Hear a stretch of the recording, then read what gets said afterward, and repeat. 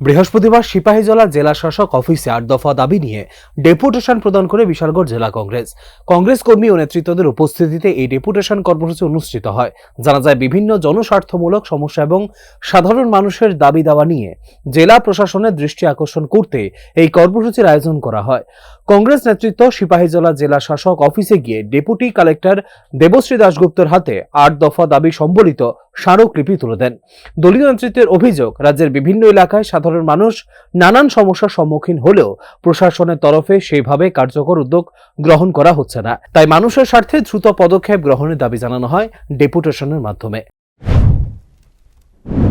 কংগ্রেসের উদ্যোগে এই বিশালগড় জেলার অন্তর্গত বিভিন্ন এলাকার জনগণের যে নিত্যদিনের যে দৈনন্দিন সমস্যা, এই সমস্যামূলক ৮ দফা দাবি নিয়ে আমরা মাননীয় জেলা শাসকের নিকট ডেপুটেশন দিতে এসেছি।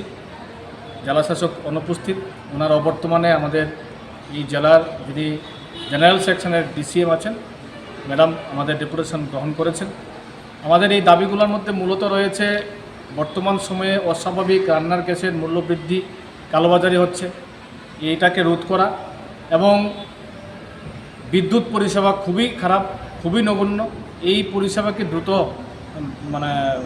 বাস্তবায়ন করা, যাতে মানুষ ভালোভাবে বিদ্যুৎ পরিষেবা পায়।